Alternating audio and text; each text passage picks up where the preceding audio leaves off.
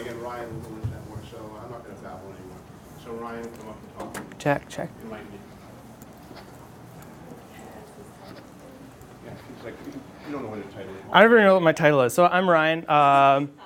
I'm part photographer, part videographer, multimedia producer, and an online editor at the Journal. I'm one of those people who have to be a jack of all trades, and that's how I got a job. And that's kind of what you need to be to get a job nowadays. Not always, but it helps to have more skills. Really, if you want to get a job, oh wait, first off, are you guys all writers taking a photography class, or are you all photographers taking, like, so you're mainly writers. Is everyone here writers, or is it radio people? Everyone's a writer? Okay. So, if you want to get a job as just a writer, you have to be the best, right? Because there's so much competition. And you're not just competing with your fellow students, you're also competing with students from other schools, but you're also competing with all the students who graduated last year who haven't got jobs yet. So, because they want jobs too. So you need to be able to set yourself apart. And to do that, multimedia can really help. Pretty much any, like on the photography side, any and every photo job nowadays that opens up always says multimedia is an asset. In fact, they used to say multimedia is an asset. Now they say it's a requirement. And you need to be able to show that you have these skills. The analogy I give is, imagine 10 years ago, if you were the first student to graduate with a digital camera. You would have been the most marketable student out there. Every newspaper would want to hire you because you know the latest and greatest technology. They want you to show the staff how to do it, right? That's the way it is now with multimedia. You have that advantage now, where this has only really become important in the last couple of years, and not everyone is on top of it. There was a job posting, two staff positions with the Globe and Mail opened up 3 months ago. There was 2 staff positions as videographers for the Globe and Mail. Only 10 people applied. Now, not everybody wants to move to Toronto, but that shows there aren't a ton of people with the necessary skills nowadays. So if you can develop these skills, it's going to set you apart. On the photo side of things, if you're applying for a job, it always goes by who has the best portfolio. They compare everyone's portfolio, and the best portfolio wins. Well, now, say you have a great portfolio, but someone has a better portfolio than you, that person's here. 3 years ago, this person would have got the job. But nowadays, if they don't have any multimedia and you have multimedia, that kind of brings you a little higher, because you show you have those extra skills and that you've taken an initiative. So I'm just going to start with a couple photos to show you. I'm still mainly a photographer. The last year I've been primarily shooting video, and I kind of started to miss stills a lot. At heart, I'm still a photographer, and I'm showing you sound slides today. I'm not going to talk about video, because if you have the skills for sound slides, all of these same rules apply to video. I think it's way better to start with audio slideshows first, then go to video, because you're going to have developed the basic skills a lot better than if you just jump right into video. So my story is 3 years ago, I was engineering at the U of S.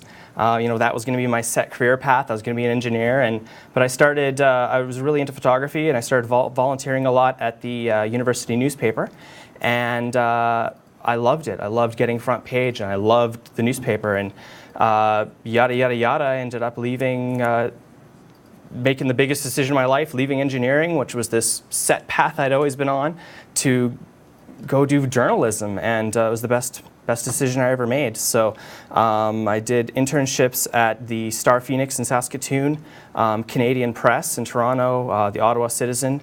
I got the internship at the Edmonton Sun, in 2006, and then I got the internship at the Journal in 2007. And at the end of it, I got staff. And the reason I got staff was because I had these skills. None of the staff, like there's 10 photographers, and a couple of them, had made sound slides, but they didn't really know what they were doing. They were kind of learning, and I came in and I had all of these skills, and I also was training the other guys on how to do this stuff. And that's what got me a job at the end, was because I was the only one with the skills. So this is anyone watch Trailer Park Boys? Yeah, this is Randy. Yeah, it is. Yeah, so he was on tour. Him and Randy and Mr. Leahy were on tour at the campus bar, and they had this beer belly measuring competition. It was like who had the biggest beer belly. And the way they did it was you suck in and measure, and then you push out and measure, and whoever has the biggest difference wins. And actually, he got beat out by this skinny little girl.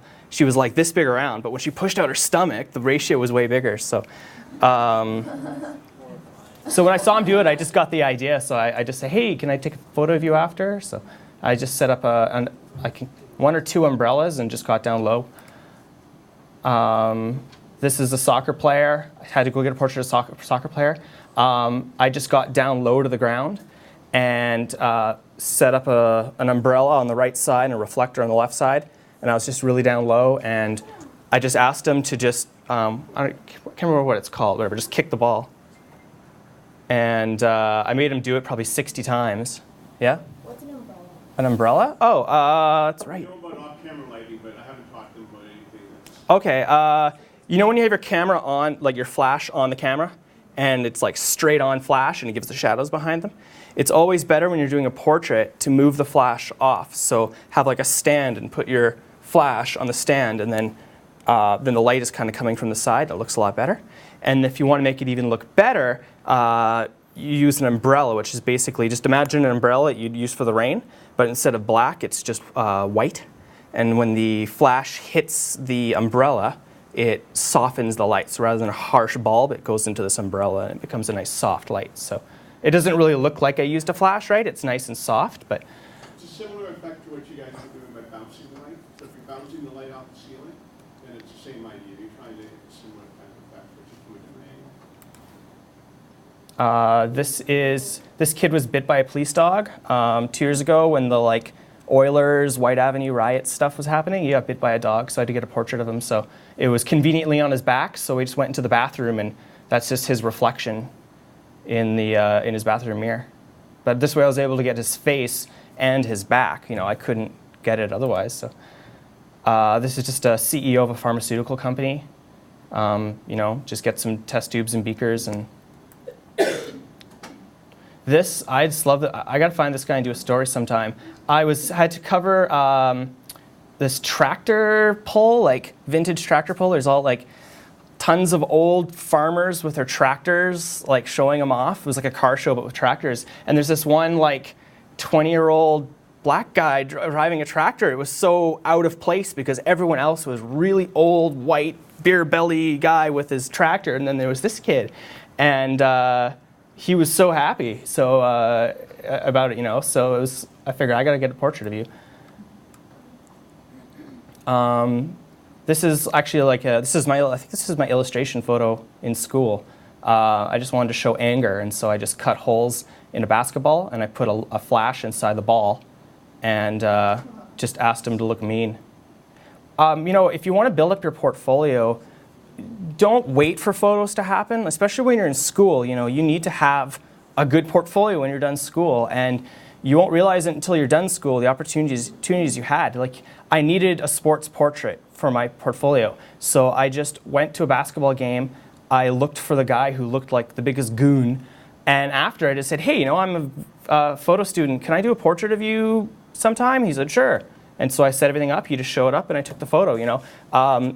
Look at your portfolio and say, I need more sports. Go shoot sports. If you need more portraits, take pictures of your friends. No one knows that you're friends.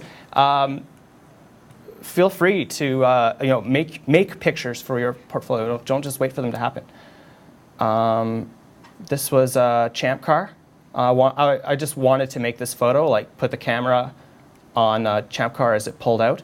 And so I actually set this up. I talked to the PR guy, and he was incredibly nice, and got Alex Tagliani's helmet, and I just put the camera on the hood of it and mounted it, and we pulled it with a golf cart. So wait, you were talking about a pan, like a car pan photo? Yeah, so this is, see, it's a slow shutter speed, so everything is blurry except for that. This is just, she uses coffee beans in her yoga class, so it's a simple portrait. I just like this picture. It was at Aboriginal Day, and this kid just, I took a picture, he was just looking at me, I took a picture of him. He just looked so unimpressed, but it's just a weird photo. It's just a guitar pedal guy. This is a friend of mine in Saskatoon. He owns a recording studio.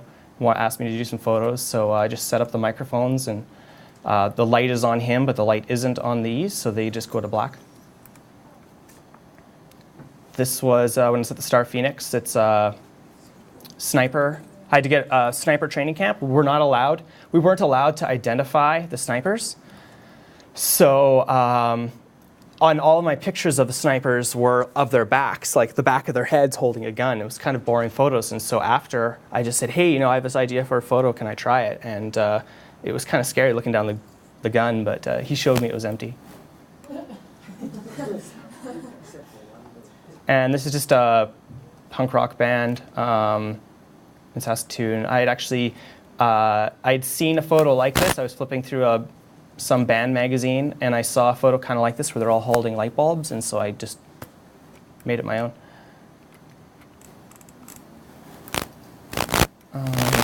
And I'll just show sports quickly.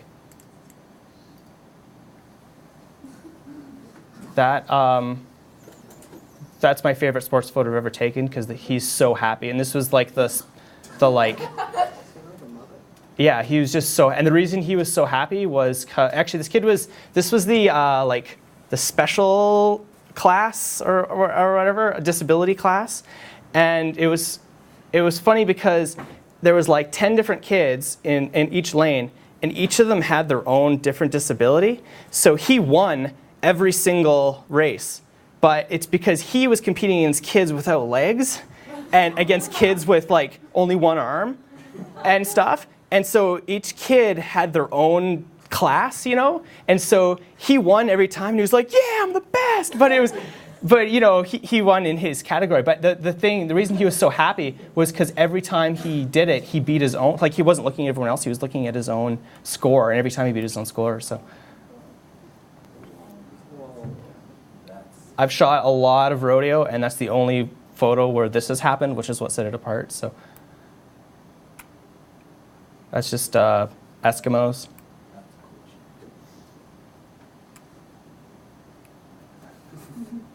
That's a girl, but I swear.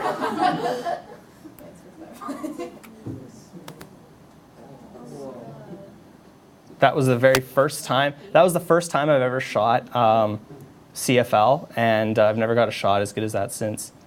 So I should just stop trying. That was boxing. That's Oilers. That was when Ryan Smith was injured forever. Or actually, when he played with the Oilers and he was injured forever, and then that was his first goal. Where were you standing for? This was a remote, so I had a camera mounted up in the catwalk with a remote trigger. And so I just pushed a button.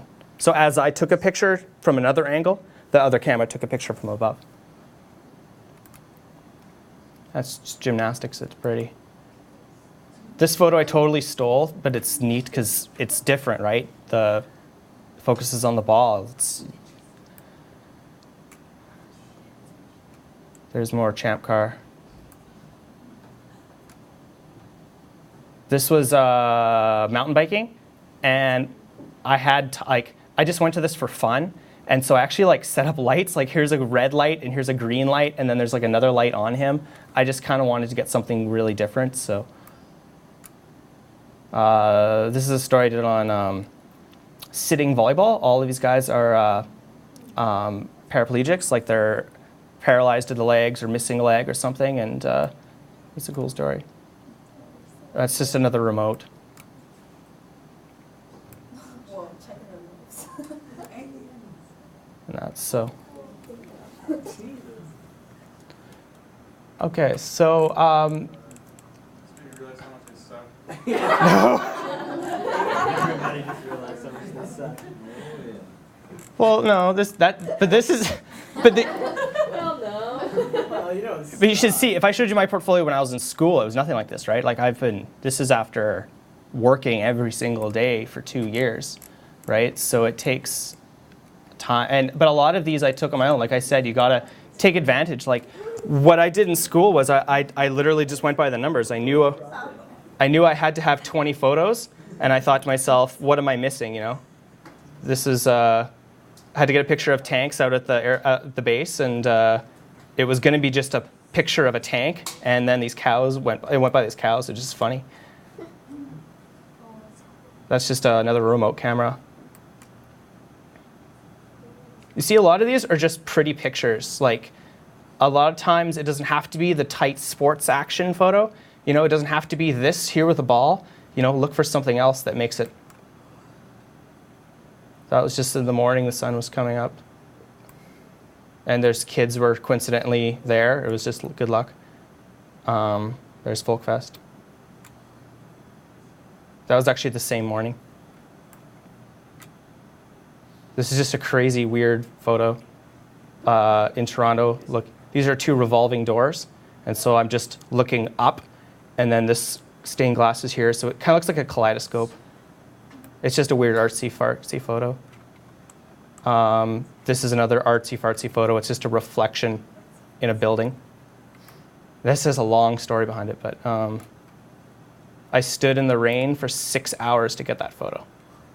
Because during my internship, I really screwed up, and I showed up late to an assignment, and I got like reamed out and like, you'll never work in this town again. And I was like, I was walking back to my car in the rain, and I was like, my career is over. I'll never work again. And I had wanted to make this photo, and so I just stood there in the rain for 6 hours until I got it. And then I ended up winning a photo of the year for it. So I kind of, and this also I won an award for. It was just really good luck, but I just stood in there. I stood in the field for like an hour, and Yeah. That's like, oh my God, like, me. yeah. oh my god. Drops the camera. So, but this, you know, this is probably my most popular photo I've ever taken, just because it's a bee. Like, it doesn't have to be of people. Like, you know, just nature photos. Everyone loves nature photos. Was that just luck? Like, That was, yeah, I was in there for an hour, and I took that in the first 5 minutes. But I was just, the field was just full of bees, Oh my right? God. oh Lord. Why did you stand there? Well, bees don't bite you unless they are threatened, right? Or don't sting you. There's a difference. There's a big difference. So this is my website, Ryan Jackson Photography. I started off shooting bands, so it's actually punkorion.com. I shot like 400 bands, but and that's what got me into this. But then I started getting way more into journalism. So anyways, check that out. So now to actually talk about multimedia. Like I said, this is what you need to have to get a job. You need to be able to set yourself apart. I showed you my portfolio, right? But I couldn't get a job with that nowadays because people don't, newspapers don't just want photos. They want to see extra. They want to see that you have taken the initiative to learn the extra. And you know, probably their guys probably don't know this stuff, and they want you to hopefully you know, bring some life into the department and teach other people these skills. So the web is important. Like, pretty much, as a writer, like you're all writers, right? I'm talking in terms of photographer, that you need to have these skills to get this job, to get jobs nowadays, right? If you're a writer and you come to a paper and you have skills like this, if you're a writer and you can say, I have multimedia skills and I can make a slideshow, that'll blow them away. They'll like have never even thought of a writer having those skills. And so, are you guys going to be taking a radio class or? You're taking one right now? Yeah, so like those are important skills. Like a lot of reporters at the Journal, they'll have to write a script for something, and they'll be like, "Oh yeah, I forgot. You know, oh that's right, I took a class." They're very important skills to have, and like I said, if you look at the job postings, they all say, you know, multimedia is an asset. So having this will set you apart. If you know there's 30 of you, if 2 of you really work hard at this, you know, you're going to be the ones who get the jobs. So. Another important thing is that I always hear about how back in the 80s was like the golden years of photojournalism. You know, back in the day, newspapers would run photo stories all the time, and it was all about the photo story. And now photographers grovel because they only ever get one photo in the paper. And the great thing about multimedia is it's not bringing those years back, but it's in a way it's letting photographers tell stories again. We don't get full-page, double-truck photo stories anymore, but we can actually make a photo story as a sound slide, and it's so much more redeeming than just having one photo in the paper. So I'm just going to start. Has everyone here seen an audio slideshow? Like, do you know what we're talking about? So, couple. I'm just going to start with one really simple.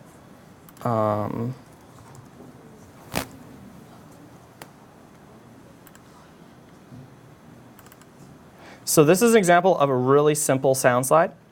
I'm going to show this, and then I'm going to talk more about like the technical stuff. This was literally just some person passed away, and they didn't have a will or anything, and they didn't have any relatives, and they had like 60 birds. And so all the birds just get handed on to the SPCA, and so we had to go get pictures and do a story about it. And so there were tons of photos because there was all these birds. And so while the reporter was interviewing the PR lady, I just stuck my recorder in and hit record. And in there was not even any editing in this. It was just she gave us one 44-second soundbite. It was just perfect. She summed up the whole story. And so I just took the audio, put the pictures into it, and... Yeah, we got a call Friday afternoon, and were asked if we would be able to help these people out, and a public trustee is looking after the estate for someone who passed away, and the man had at least 50 birds when he passed away, and so we brought them over here to the shelter, and a few of them need a little bit of medical care and they're not available for adoption, and we have already found homes for several of them, so we're really excited about that. But we have a lot of birds here, and because we're so crowded here, we had 510 animals in our system this morning, so the number's up and up again, still going up. But these kitties here this morning were just staring at the birds like, oh. So when she said, I mean, I had all the photos of the birds. When she said kitty, I knew I had to go and get a photo of cat, because that is, you know, the best part of it. But that was fairly simple, you know. The first time you do a sound slide, it's going to be so hard because it's all new. It's all new to you. But once you learn the skills, once you actually figure out all the steps, it's fairly easy as long as you kind of think ahead and do it right the first time. So first I'm going to talk a bit about sound. So you guys haven't taken the radio class yet, and hopefully you'll learn this stuff in the radio class. But this is mainly what can you turn the lights on, John? This is mainly what I use.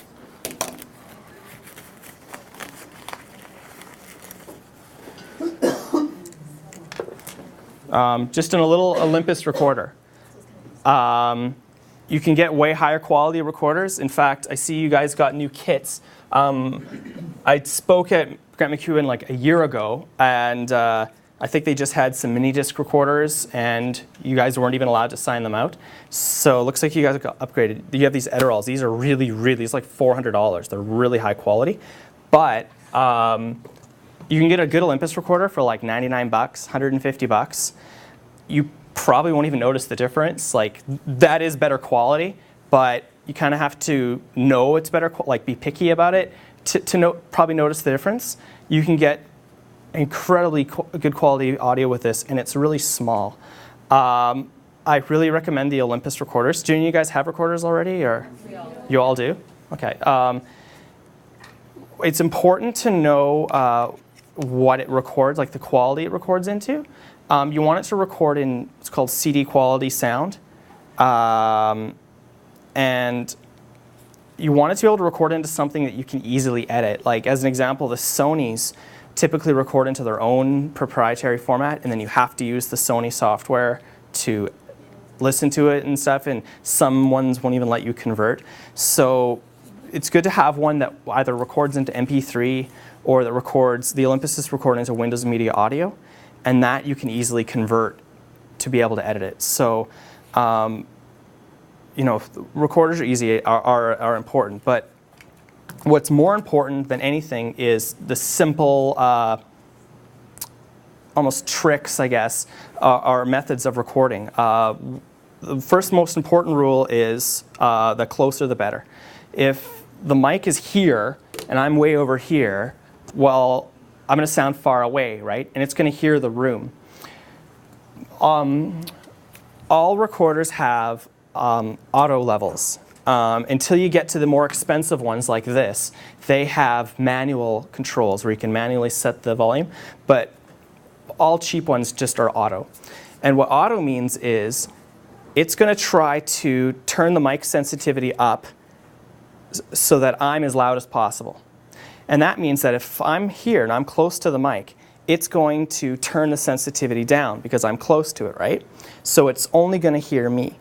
Imagine the mic sensitivity as a bubble. When it's on low sensitivity, it can only hear within, say, this bubble. So if I'm here, it can hear me, and if I'm over here, it can't hear me. If I turn the sensitivity up to medium, the bubble gets bigger. If I turn the sensitivity up to max, the bubble is like the size of this room. Okay?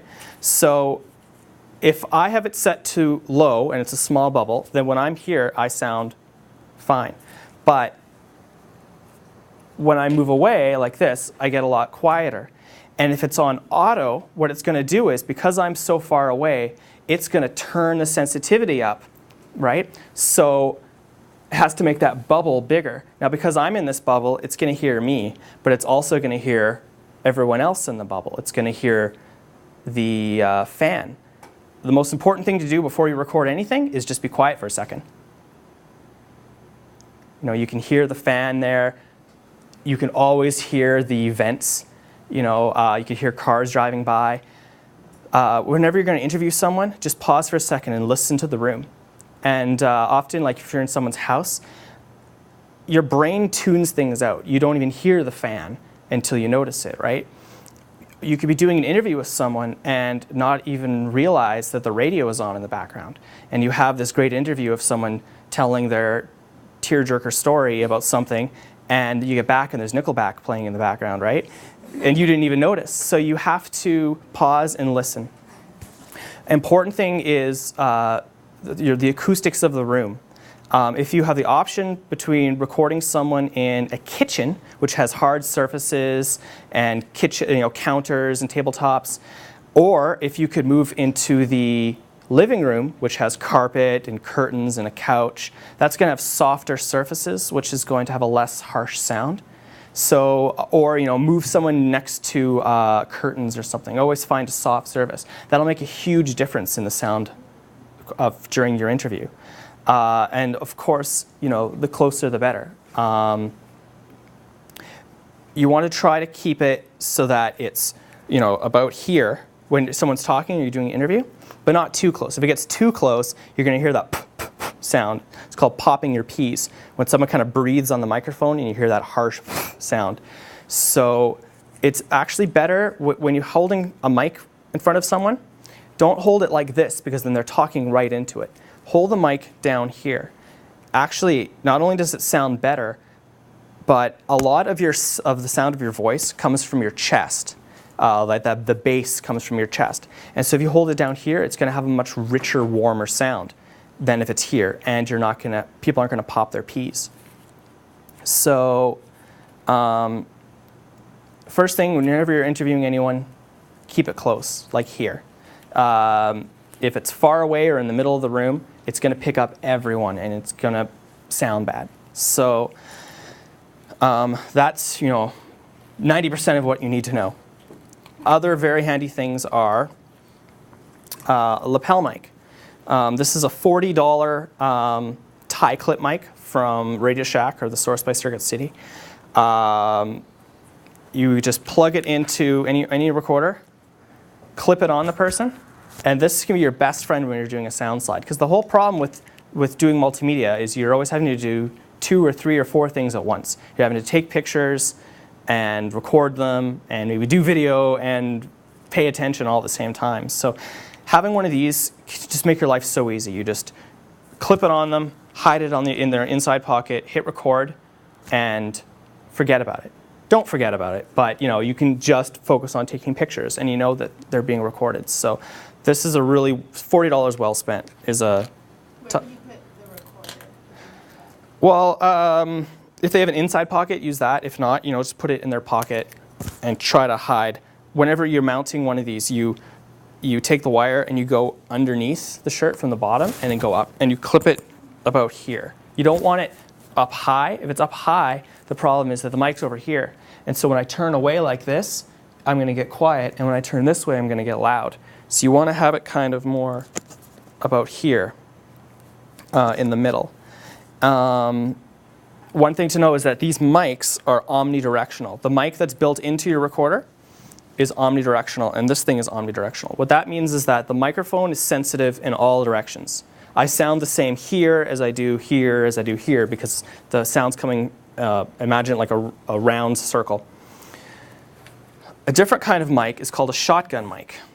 Is it still as important to have it on the outside of the clothing? Yes, yeah, actually that's very important. Always have it clipped so that it's on the outside and so it's not touching anything because you're going to hear rustling sound. If it's, say, pinned on the inside of their shirt, then every time they move, you're going to hear, right? And that sounds really bad when you get back and start editing. So, and you can't fix that. So kind of clip it in a way so that it's being suspended. Yep. Do you ever hear the heartbeat?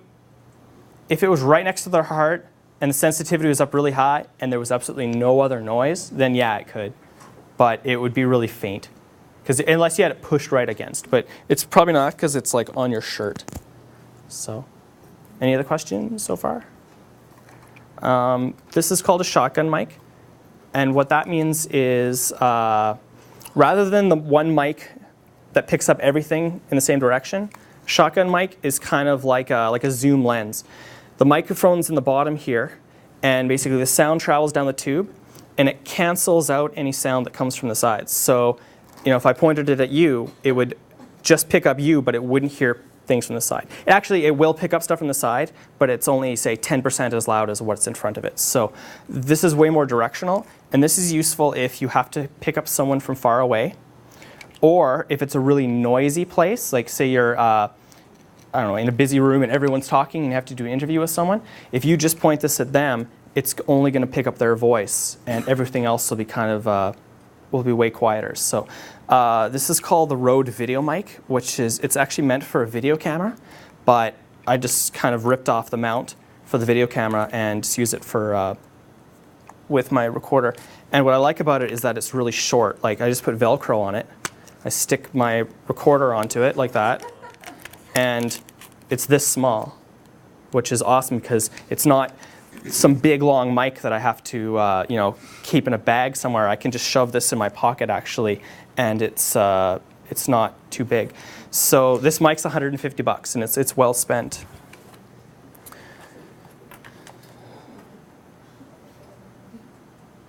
So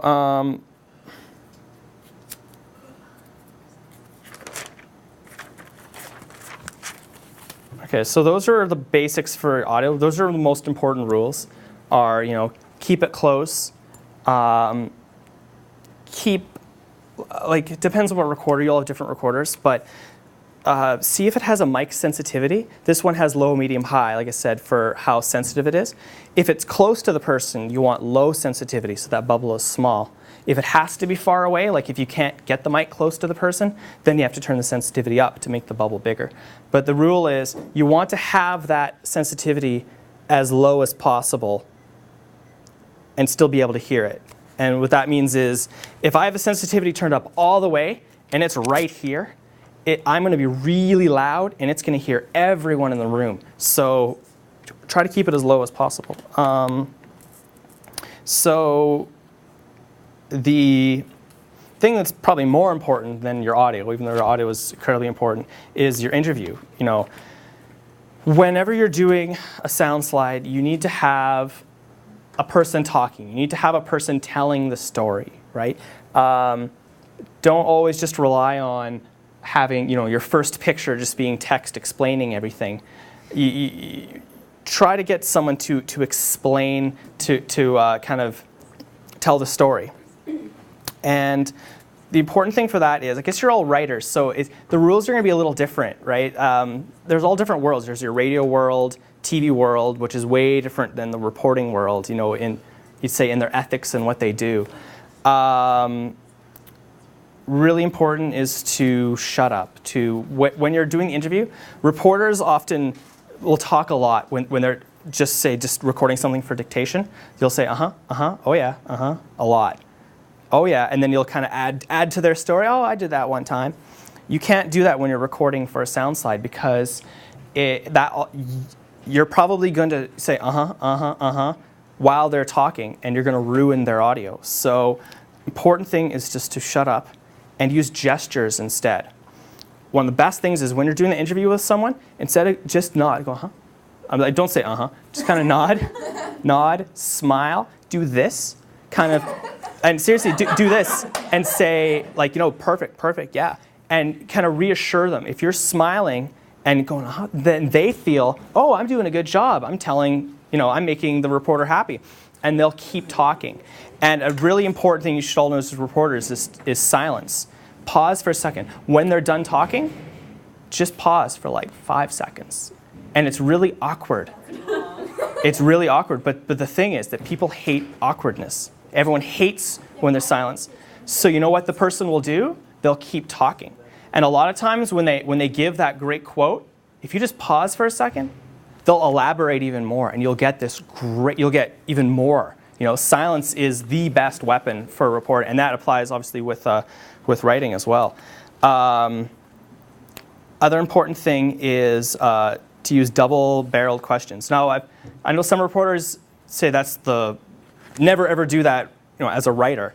Never ask double-barreled questions because if you ask two questions in a row, they'll only pick the one they want to answer. When you're interviewing someone, the reason you want to ask double-barreled questions, which means a question followed by another, is because if I ask a guy, say a bus driver, and I say, how many years have you been a bus driver? 12. Well, that's fine if you're writing a story, because your story you can say, Jim has been a bus driver for 12 years. But if you're recording the interview, all you have of him saying is 12. You don't want your sound slide to just be all you talking in one-line answers. So a better way to ask the question is, how many years have you been a bus driver, and what's your favorite part about it? Well, then they can't just say 12 and then say their favorite part. They'll say, well, I've been a bus driver for 12 years, and my favorite part is the people. So always structure your questions in those ways. Sometimes people are everyone's different. Some people are really difficult. Some people, you know, get stage fright and can't be interviewed. Everyone's different. Typically, if you ask your questions in that way, you'll get the audio you want. Another thing is to just be, worst case scenario, I've only done this a couple times, is if someone's really, really bad, just ask them, you know, could you repeat the question when you give your answer? And what that means is, that's when you hear someone saying, how many years have I been a bus driver? Well, or what's my favorite part about it? This.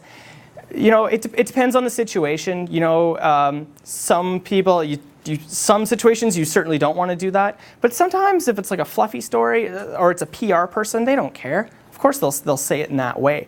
And sometimes that simple little thing, just saying, hey, could you answer the question, repeat the question in your answer, it will make your audio sound so much better because you've given context to all the answers. So, and this last thing, this is a huge tip that I've learned, is play deaf and dumb.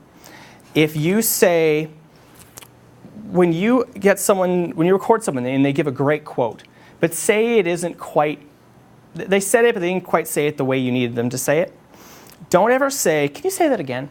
Because if you say, can you say that again, the first thing that's going to go through their head is, oh, I did it wrong. And they're going to think, and then they're going to say it again, but it's always going to be different, and it's never going to be as good as it was the first time. So instead, play deaf. Just be kind of like, oh, sorry, what was that? Like, oh, sorry, I didn't hear it. Or, oh, sorry, just kind of make up an excuse. Oh, I didn't hear that. If you play deaf, not only will they repeat it, they'll repeat it better because their brain kind of didn't click, right? They're just naturally saying it again. So playing deaf and dumb helps a lot. Don't worry about asking someone to repeat a question. You want your audio to be as concise as possible. There's a sound slide I'm going to show you where one time I interviewed the chef about this kids culinary camp with little kids learning how to cook. And I talked to the chef, and I told him, I need I need like a sound bite. Sometimes you don't want to be rude, but you got to tell them, it's not that what you're saying isn't important, but I need, the concise answer. Because if you just have a 5-minute long-winded explanation, it's going to be too long, or you're going to have to spend a lot of time editing it and cutting it down. So sometimes if someone takes 2 minutes to explain something, and it should only take 30 seconds, just say, hey, could you say that again, but kind of just sum it up.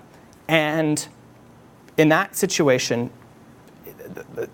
maybe the second time, maybe they won't do it better. But if they do, now you have an option for your audio, and it'll save you a lot of time later. So, tell people to be to the point. I need this to be concise. I need this to be, as short as possible, because once you start editing, you realize it's really hard to.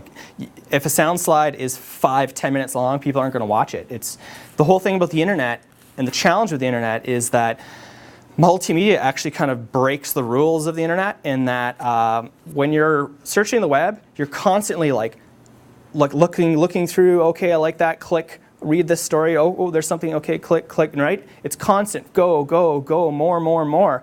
When you hit a video, you stop. And unless you're sometimes people will go to YouTube or something just looking for videos. They just want to sit and watch videos. But typically, when you're on the internet, it's actually called the informavore. There's lots of cool studies about it. And when people are on the internet, they're like animals hunting for knowledge. It's called the informavore, and you're looking for knowledge and you're hunting. And they've done case studies on this. It's actually really interesting. And multimedia stops it. So the point is, you need your multimedia to be typically 2 minutes is the most you should be. You can go longer, 3-4 minutes, if it's something amazing. If it's the best story in the world and people will want to keep watching, then you can go longer. But typically 2 minutes maximum, it should be your rule. And I guess, and very important things to say, questions to ask. Again, this is different. You're all reporters, so you have different styles of asking questions. When you're doing audio or video, you want to ask questions that are more pointed and that are going to give answers that are more narrative. So use phrases like describe to me, can you tell me, how does that make you feel? If you ask questions like that, what did it look like? What did it smell like? Ask descriptive questions like that, and you'll get descriptive answers that will, really be a lot better than if someone's just kind of talking normal.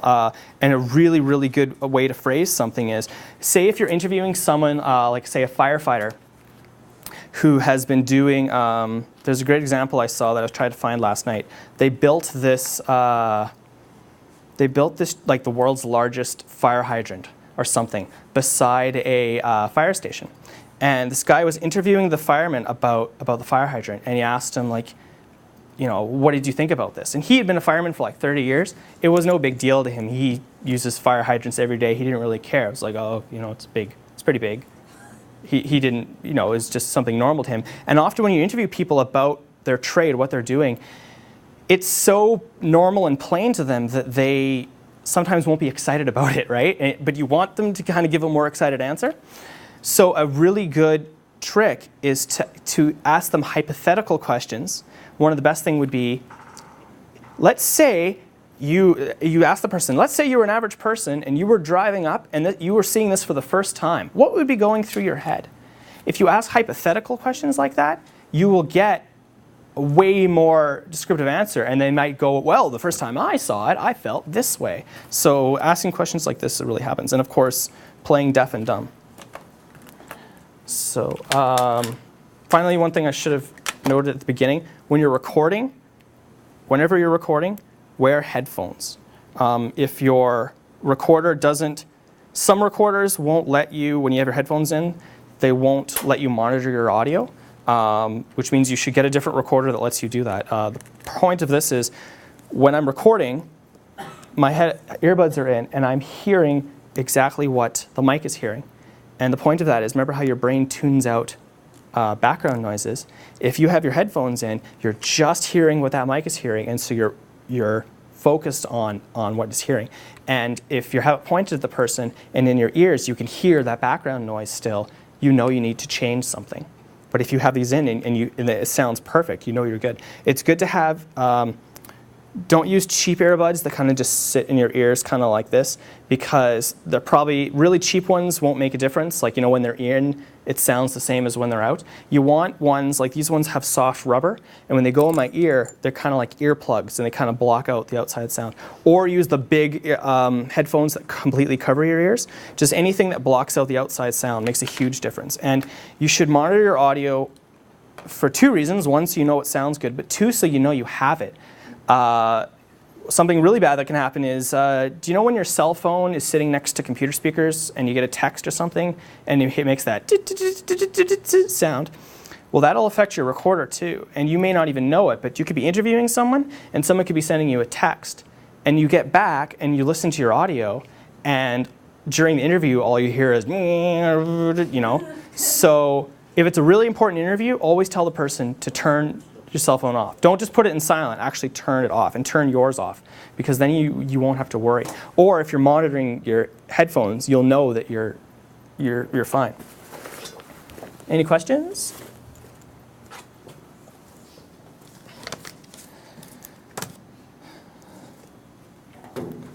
Okay.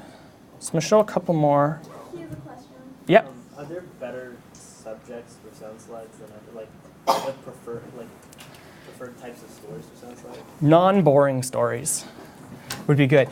Something visual. Not everything lends itself to a sound slide. You know, when I was doing my internship with the Journal, I tried to do a sound slide with every single assignment because I wanted to build up my portfolio.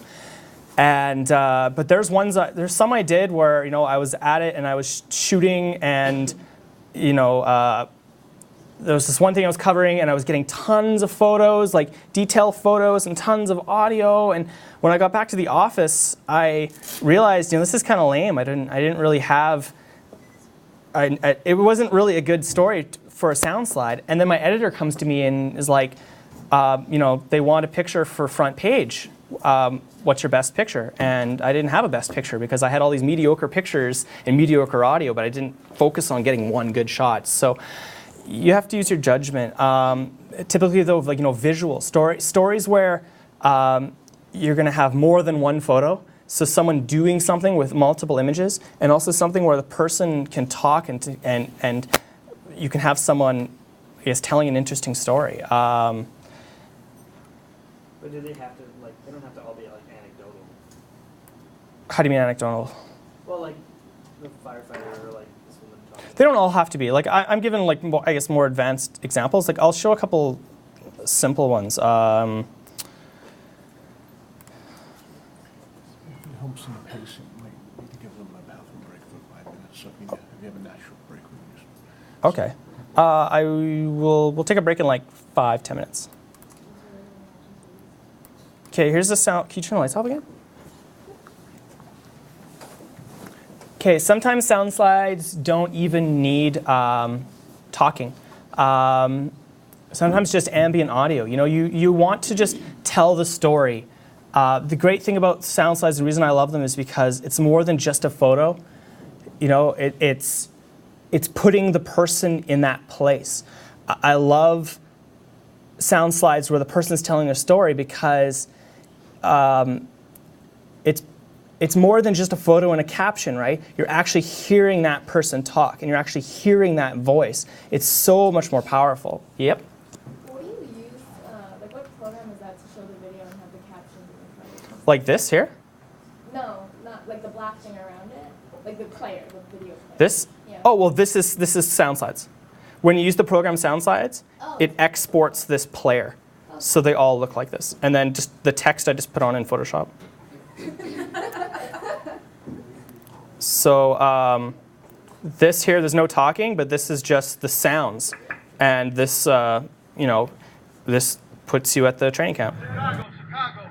Go, 288, 288. Hut, hut, hut. Now go, let's go. You gotta get your pads down. We gotta get into a football position. There you go. 39.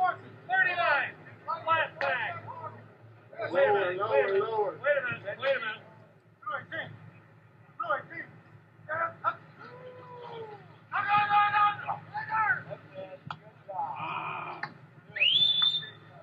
No. Look, last one. Where you chase this? Don't chase down them stuff. Got time out there. Get some water. That's it. Very nice here. Put your hands on the hips. Put the balance right here. Hands on the hips. Go. Hey, give it some time. Hey, go. There you go. You know what I'm talking about? Words and actions.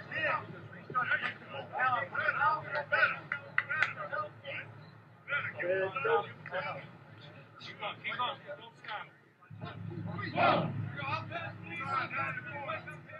So, you know, that's just having the audio puts you there, you know, and gives you a sense of what it was like. Where was the Microphone? I used a shotgun microphone because I had to be like 50 feet away from them, right? So I actually had another shotgun that's about twice as long as this, and it's so directional that it just focused in on them like a zoom lens. And you could see, they kind of sounded kind of faint, like they were far away, but you could hear them, so. I'm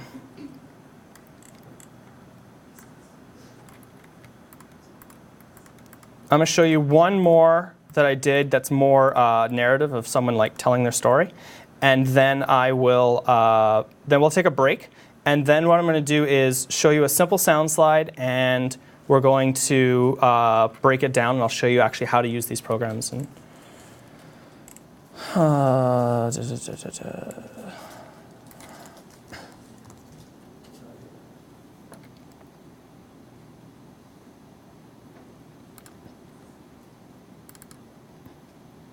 So this is a photo story I did on an alcoholic. MacEwan suffers from several ailments that prevent him from working, including degenerative arthritis in his back. He doesn't take painkillers, so instead he goes out every morning to pick bottles and cans. He gets about $10 a day, which is enough to buy a 6-pack of beer. So instead of taking, he's on AISH, he can't, actually no, he's not on AISH. He can't work, so he doesn't like taking pills, so. And the basic thing is he's also depressed, so getting out every morning kind of gets him out, and then these are signs I look for right here. This is what makes me jump in the bin. I see one bottle, bang, I'm in there. There we go.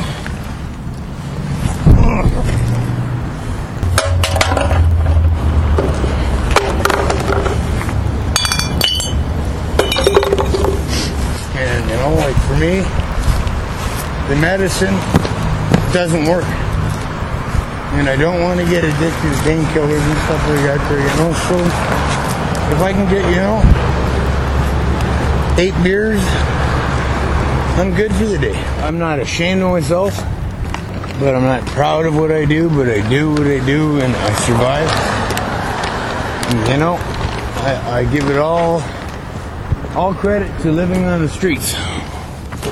55, 60, 55, 70,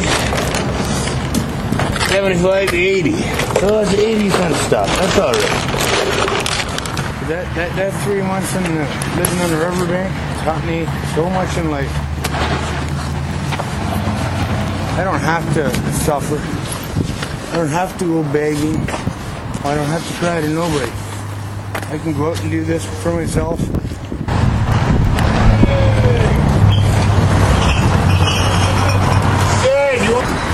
Yeah, that's all right for a start. I haven't even done a quarter of my route. How many beers can I buy? 7, 12. Can I get 9 or 8? Can I get a 6-pack and a big can? Well, Yeah. See you later, buddy. See ya. Yeah. The whole purpose, I tell you. Another name is baby. Amber Brick. Come on down. And in the beginning, I felt a little shame and stuff like that.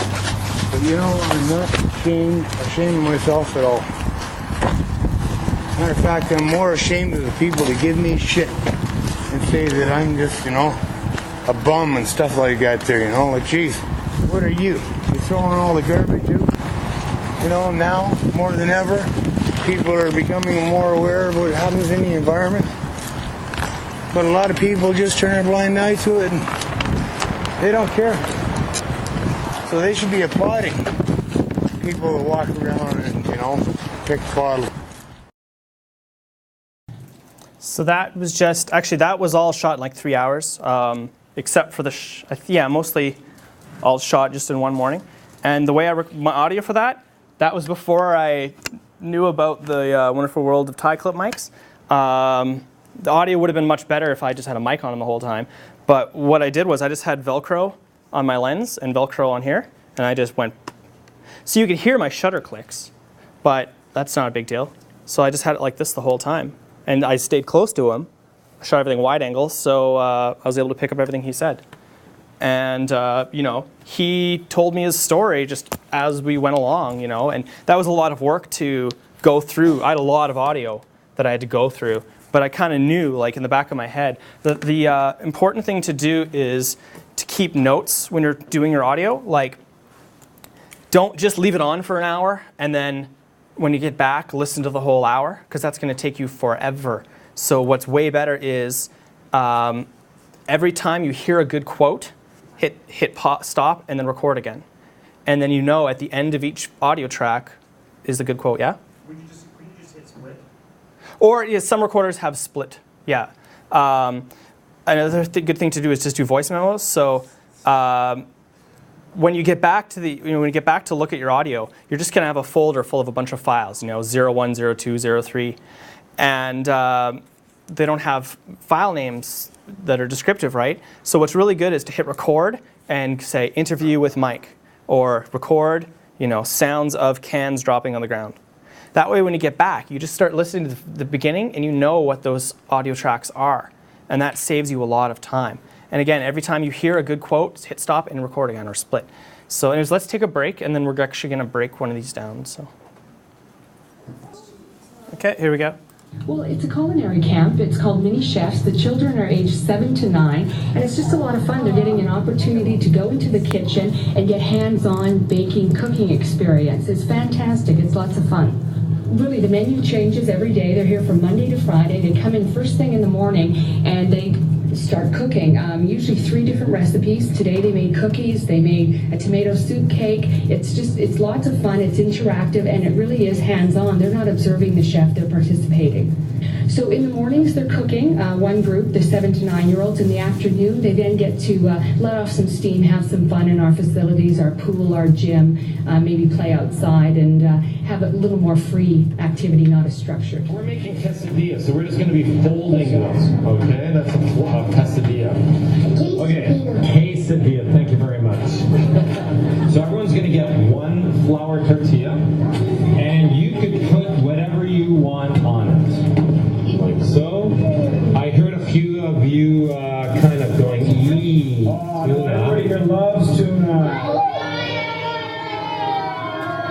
Because you gotta try it. Tuna's so good for you and it's so tasty. You know what? Tuna will make your muscles big. Strong. So to do that, that was just a great little story. I mean, it had so many visuals. That was the one where I went to the chef and I asked him, you know, can you give me the short summation of what this is about? And he talked for 5 minutes. And I was like, hey, this audio, I can't use this. And then, or I knew I could, but I knew I'd spend like an hour cutting what he said down. And then I'm like, well, can you just tell me, you know, like, what's the funnest thing? What's the most exciting thing that the kids get to do here at this camp? And he's like, well, the most important thing they learn about is sanitation. And I was like, okay, well, so I walked away. And what I did was, I went to the NATE office and I found their PR lady. And I'm like, you know, I need like a little soundbite explaining what today is all about. And she's like, well, I don't even know anything about it. So I handed her the press release. She just like read it once, and then she's like, okay. And boom, she like knocked that off instantly because she's a PR person. Like that's her job is to talk that way, put the right way the first time, every time. So often if you interview someone and you don't get what, you know, they're not just right, you know, that wasn't the right person. Find someone else. You know, kids are really hard. You have to usually look for the loudmouth, look for the kid who's talking the most, and interview him. But you know, he might actually, once there's a mic in front of him, he might shut up. So you have to kind of keep asking. I interviewed a bunch of kids. I didn't really get any good audio. So what I did was I did that interview at the end. The part where you hear the kids talking and everything, all I did was I had my recorder. I set it on the microphone level at medium, so it kind of picked up everything within, say, 10 feet. And I just put it in the middle of the table. It was kind of hidden there. And it just picked up all the kids talking. And I had it on. It was probably going for like half an hour.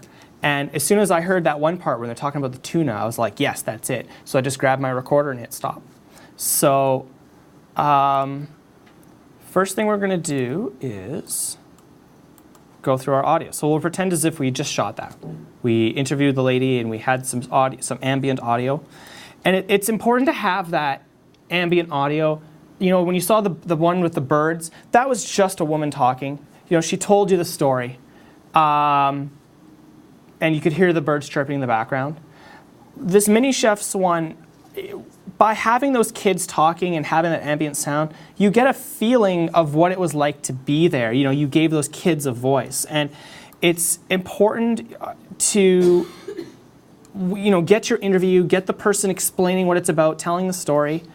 And then also get some ambient, get, you know, some scene setters. It really, really improves the quality of it. So I'm not a TV guy. I don't do voiceovers. I've done voiceover, I think, like once. You know, in TV, it's all voiceover. It's all the soundbite. There's a very big difference in style between newspaper video and TV video. On TV, it's always the soundbite, like they show the visuals, and then it's the news anchor just narrating over it, right? And then they'll have the 10-second soundbite of someone talking, and then on to the next story. Newspaper video and sound slides, it's more about having the subject talk, having them tell their story. You know, it's not the news anchor talking. So I don't do voiceovers, but you can. And there are some stories that maybe you don't have a subject talking, so you might want to do the voiceover. So voiceover is okay, but... Isn't there a school of thought, the purist kind of school of thought that's based that the person shouldn't do a voiceover? Yeah, again, it's all different world. Like in radio and in TV, you know, they always do it. It's the standard, right? But I guess reporters aren't as comfortable with that. So yeah, it's more purist, and I guess that's kind of how I am. I always want the person to tell the story, not me. So here is our audio. So I get back I get back to the office, and here are my audio clips. And the Olympus records into Windows Media Audio. But I use Audacity, which is a free program for editing my audio. And Audacity can't open Windows Media Audio. I guess the newest version, if you're on a PC and you put a plug in, then it will, but you have to convert it. And most recorders, unless it records right into MP3, you're going to have to convert. So I get back to the office, and I have all my Windows Media Audio files. So first step is to convert them all to MP3. To do that, there's different programs you can do it. iTunes can convert. Again, everyone has their own different situation, but if you just Google convert WMA to MP3 Mac or something, you'll find web pages giving you step-by-step of how to do it. iTunes can do it. There's a great free program called MPEG Streamclip, and it will convert any video or any audio to anything. It's a great program. It doesn't convert into MP3, but what you can do is open. You can Mac, Mini Chefs, Audio, WMA, all. You can open it, and then you can convert it. You go File, Export Audio, and you can convert it to what's called an AIF. AIF is like a WAV file on a PC. It's uncompressed, and basically anything but WMA, Audacity will edit. And there's other programs that edit audio. If you're familiar with those, then use those. But Audacity is very popular because it's free. So just Google Audacity and get the latest version for Mac or for PC. Another way of converting is there's a program here called Switch. I think it's like $30. You have to buy this program. But this, you can just drag your Windows Media Audio file in and hit convert. So basically, you just do some Googling and figure out what kind of file your recorder records into. If you're using the Eterols, the ones that you can sign up from the library, they record right into MP3, so you don't need to convert. So you know, everybody, these computers here in this lab all have Audacity. Yeah. So you get back to the office and you want to listen to all of your clips. If you were smart, you made notes of what they were. I did this. I've done this example before, so I knew that, this file here was the one with the tuna, and the last audio clip I did was my interview. So I get back to the office and I know that I need these two files are the ones I want to edit. So launch Audacity. Oh, it's already launched. And new project. Okay.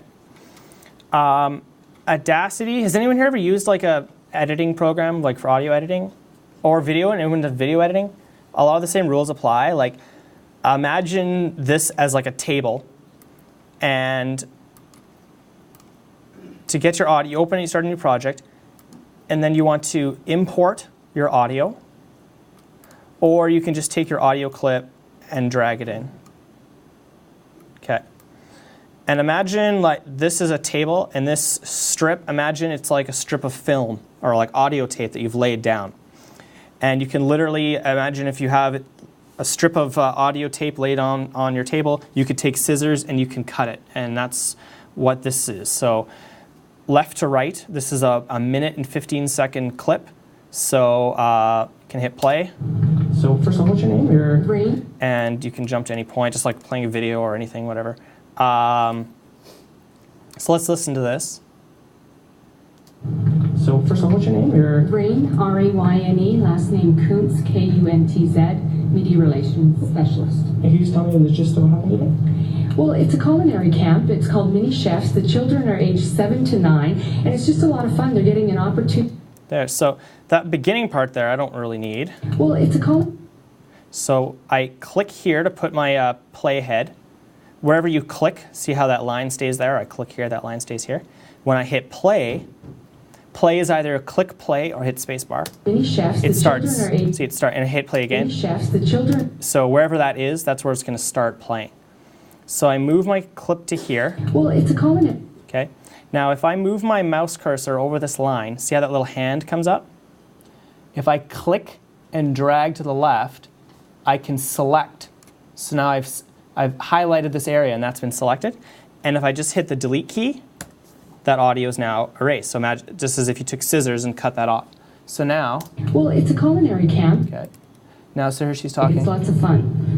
What do they get to experience?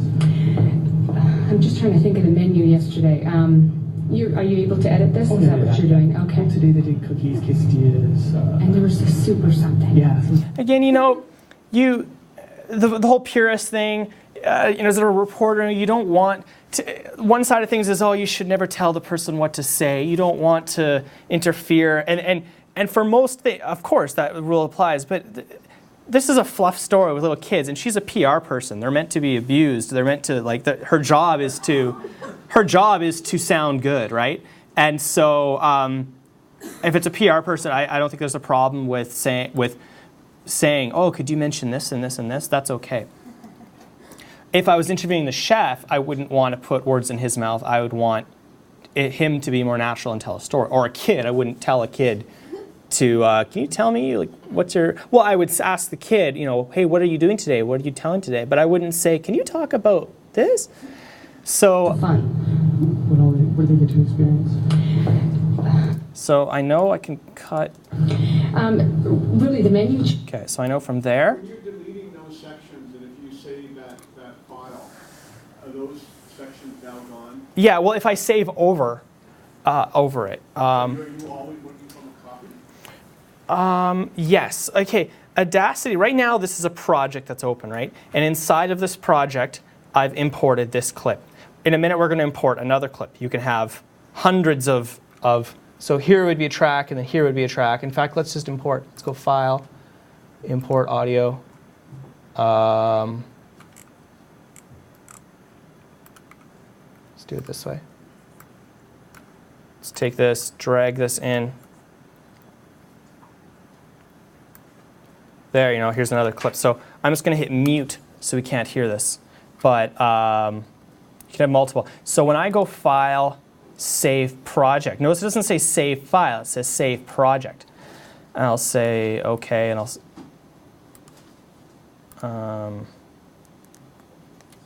save it to my desktop. Temp.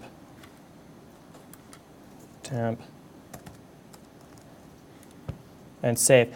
I've saved this whole project. So inside of I just saved an Audacity file, and inside of that file are these MP3s. So when I go to open it, these MP3s are contained inside of it. When you're done editing, you go File, Export, and you export an MP3 out of it. So you can't really save over an MP3 unless I went Export and I saved over it. But even then, I don't think it would let me save over it because, maybe it will, but because you're editing it. So you're kind of always working from a copy.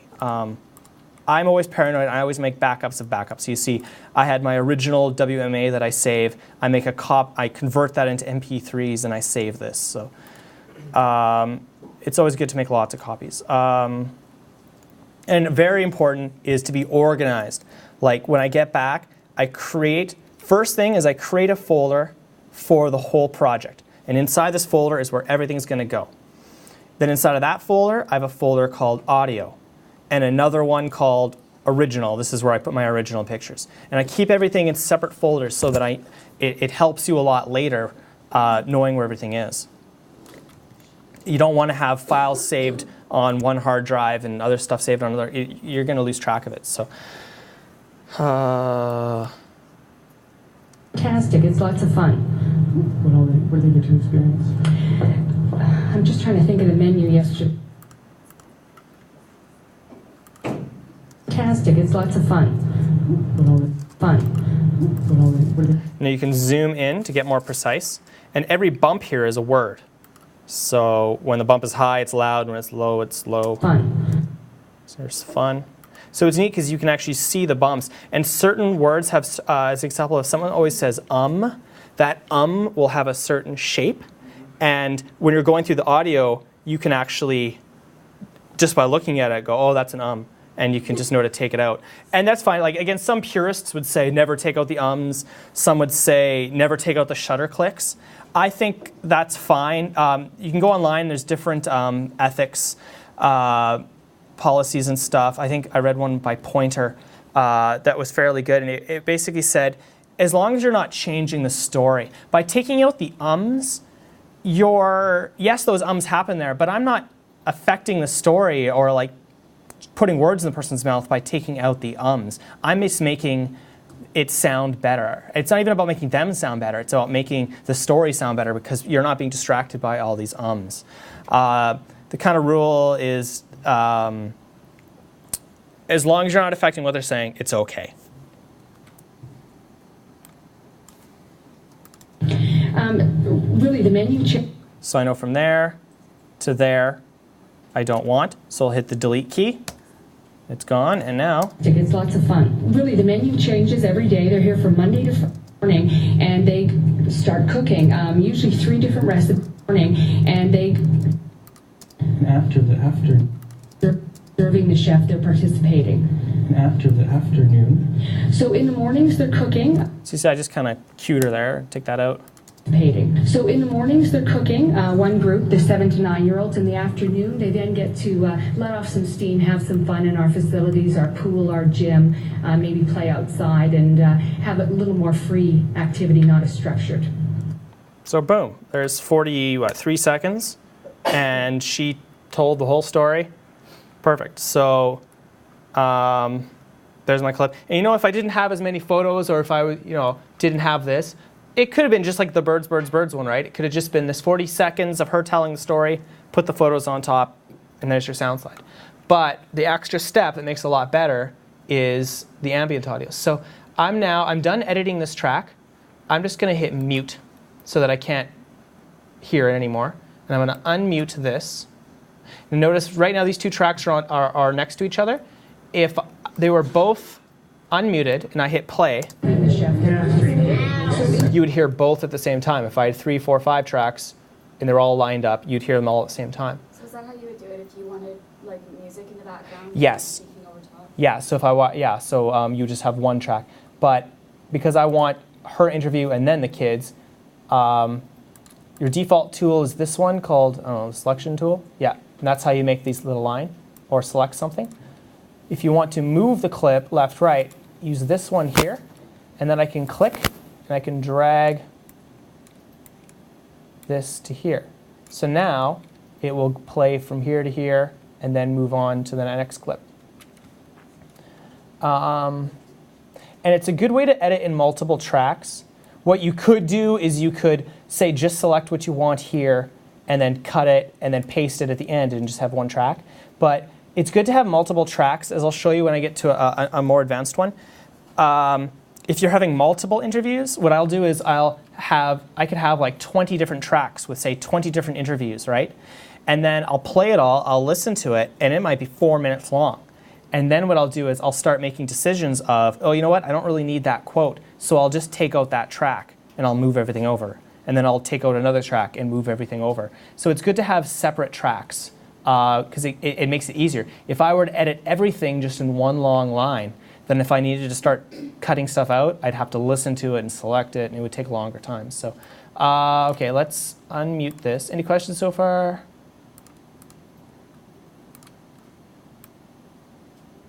Okay, so we need to find the point where the kids are talking.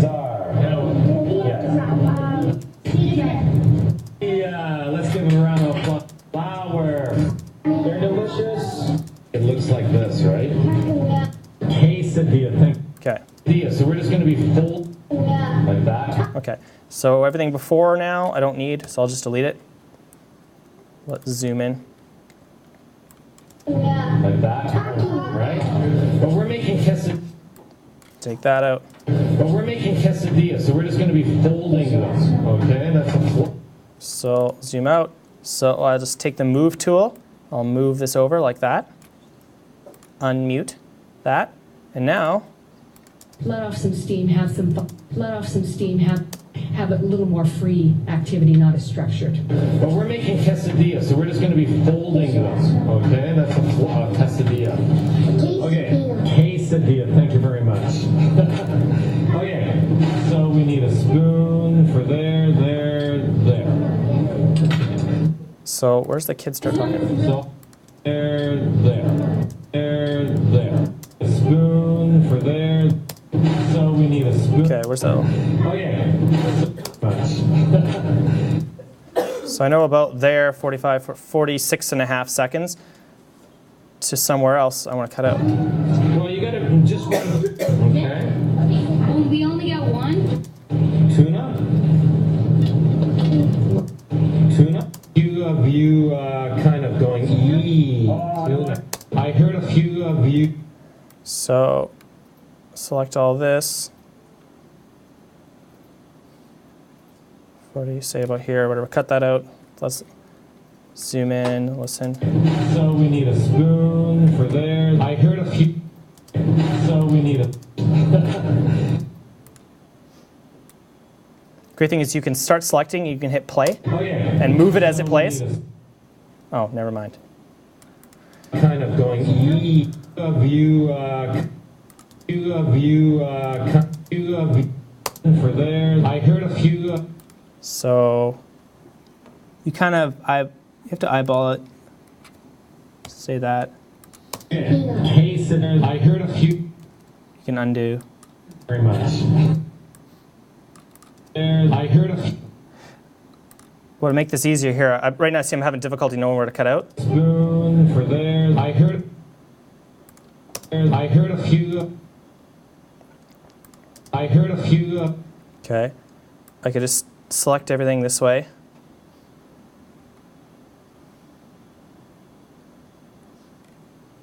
It'd be easier if I was zoomed out. Wait for it, wait for it.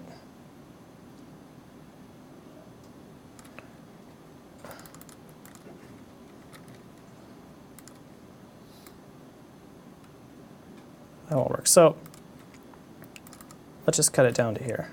For there. So let's say from there to there, I'm done. So you get that, like I've cut the interview and this, so it goes like linearly like this. So once I've cut that interview down, I save, and I've saved the project, right? But I haven't exported an MP3. So the last step, once you've edited your audio down the way you like it, just go to File, Export, select as an MP3.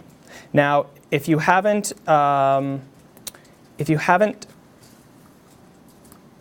set it up yet, the first time you go to export an MP3, it'll tell you need a plugin, and there's a little button you click, and it'll take you to the website where you can download the plugin. So hopefully all these computers have that plugin installed already. So we'll call this Mini Jeffs. Okay, and hit save. It'll come up with this thing asking you the artist name and whatever. You just leave that blank and hit OK. And actually, I made a mistake there. The default, you want your quality at 128. That's like CD quality sound. That's the default, so you shouldn't have to even touch that.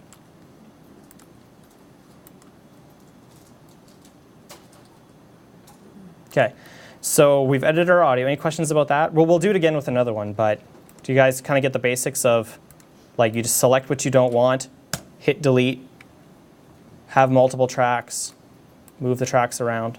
Maybe get you to repeat it one more time without obviously cutting everything again. But just, I'm not sure that everybody was taking notes for that. So it really is a good idea to start jotting down some pointers for yourself. And so I'll just get you to maybe steps 1 to 5. Sure, I'll go through that again. Also, but one thing to know, not that this means you should tune it out, but if you just Google like Audacity tutorial, I think there's tutorials on YouTube that show you like how to do this, but they're way more detailed. So I'll show you the 5 steps you need to get this done. There are tutorials for how to use Audacity, but they're going to go into way more depth. So this is probably faster to learn. So,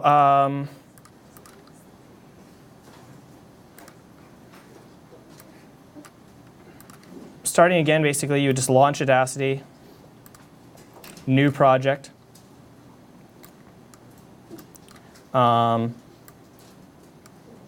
Chef's audio. Import your interview. I always start with your interview and then worry about the ambient stuff after. So, and then, you know, it opens like this. You can zoom in or zoom out or use this little tool here that makes everything fit. So if you're zoomed in all the way, hit that button and it makes it fit to screen.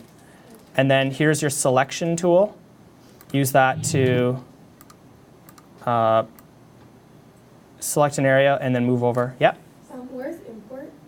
Import, you can either go File, Import, or if you just have the windows next to each other, you can just take your MP3 and drag it in. Okay. Again, it won't, by default, take in a WMA file, or like if you are record on a Sony file or whatever, you'll have to convert it to either WAV, an AIF file, or MP3. MP3 is the easiest. So, and again, you'll have to just kind of do some Googling and figure out the best way to convert iTunes. Just Google convert WMA to MP3 iTunes, and you'll find a tutorial on how to do that. So drag it in to import it. Use the selection tool to select the area you don't want, because you'll always have to cut. You'll always have to cut things down. So I'll take out that. I'll take out that. And I'll take out the end. There. And now I'll open my next one. So I have my interview. I'll take my ambient, drag that in.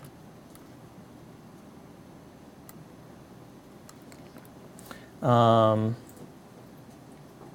mute this track because I don't want to hear it right now.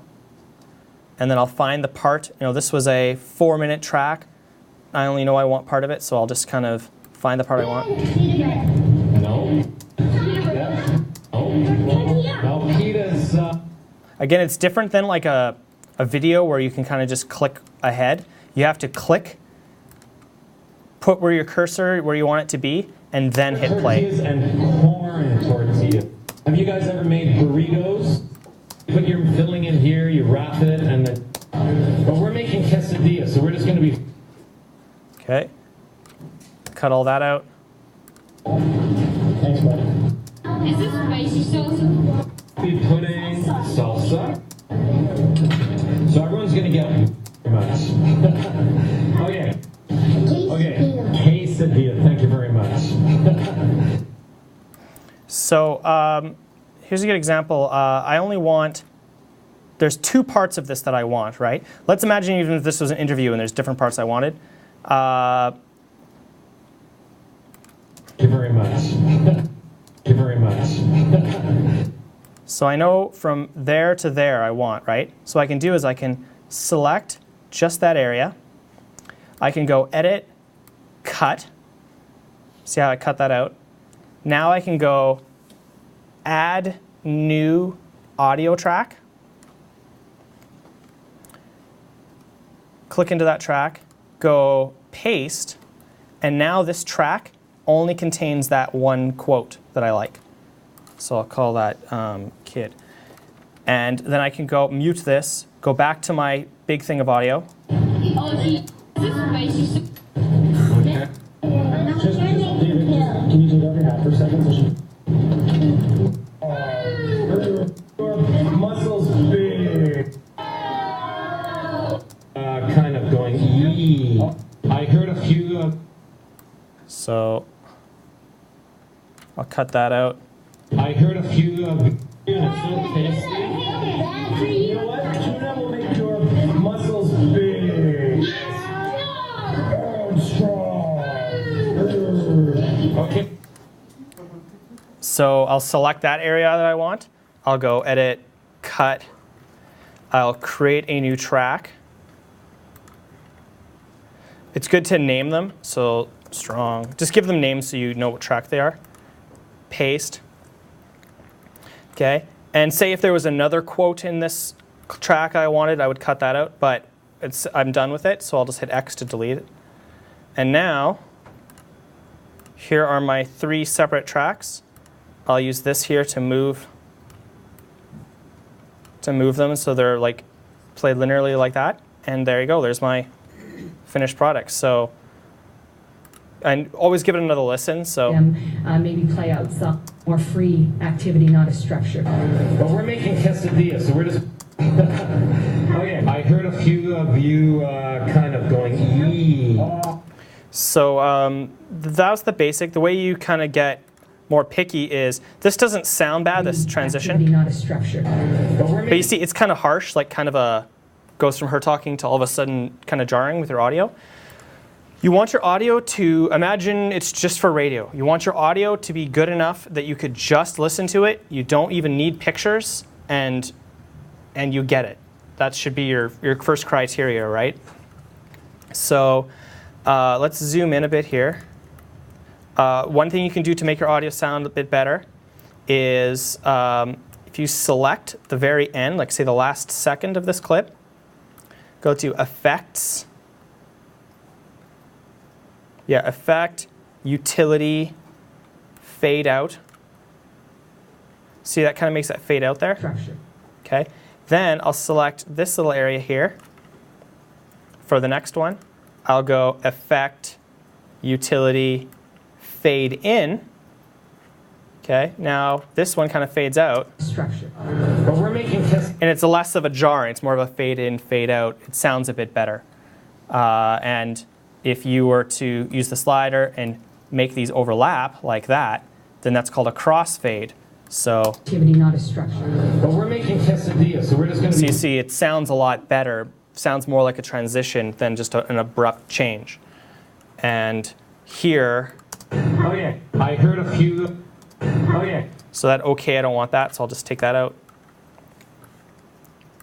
I'll move this. Oh crap.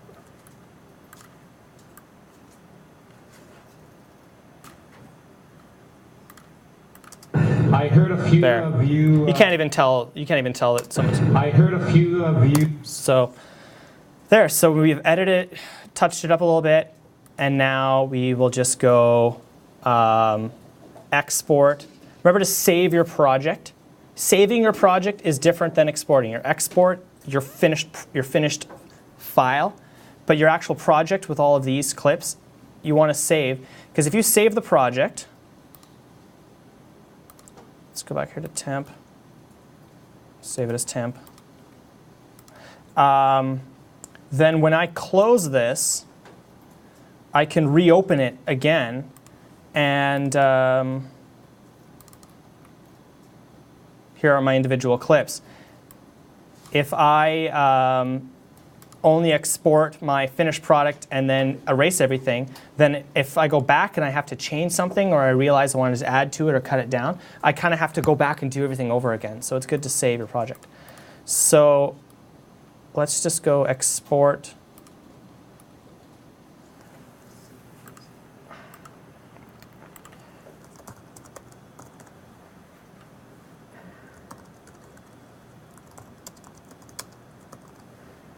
So we'll export our MP3. It's set to 128. Save. OK.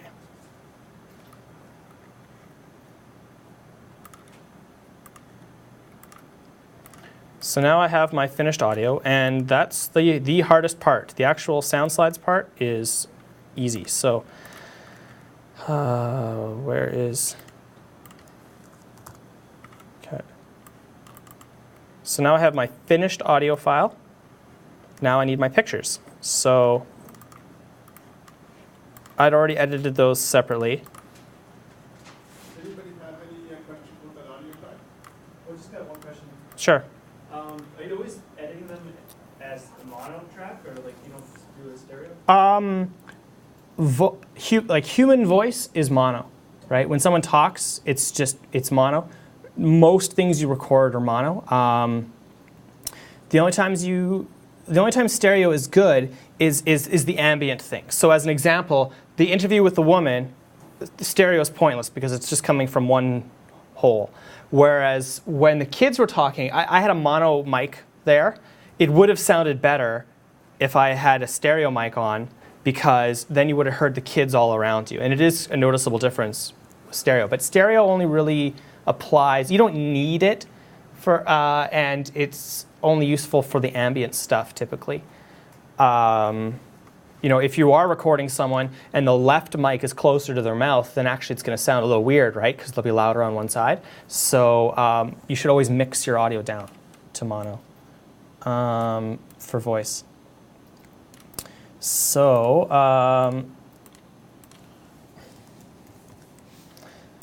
so I have my audio and I have my pictures. For the pictures, what I do is I manually create just a blank black JPEG file, and I put, you know, the journal logo and the credits and everything on it.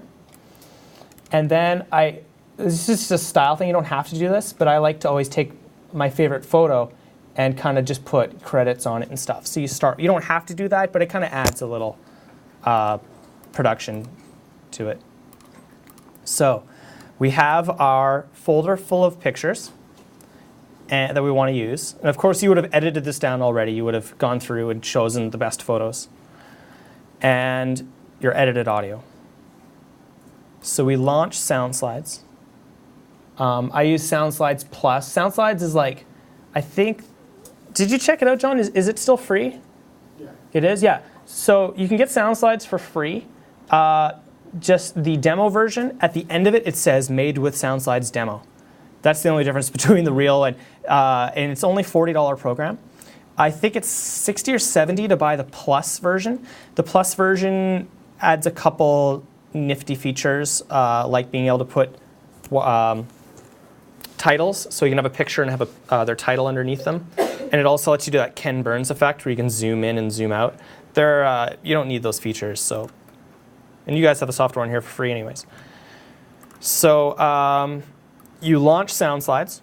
First thing you see is a button that says new or old. So we want a new project, so click new.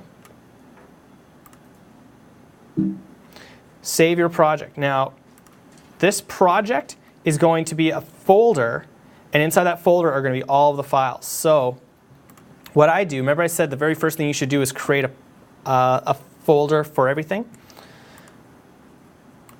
So I have my mini chefs folder. I will call this Soundslide project and hit save. Okay, next step. There's a button for pictures and a button for sound. Click on the sound one. Find your MP3, your edited one. Hit open. Soundslides doesn't do any audio editing or anything. That's why we had to do it separate. All Soundslides does is you just point it at your finished one. Click on the JPEG button. Point it to their folder full of pictures, open. And what this will do is, this will take a minute. It takes all of your files and it resizes them down to about 600 pixels wide and 400 tall.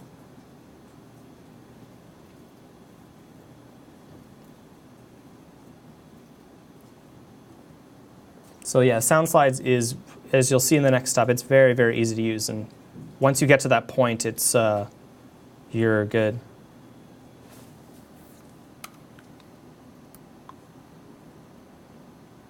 Of course, the most important thing is just to play with this. Like, just play around. Like, the first time you do it, just for sound, just point it at an MP3 or a song.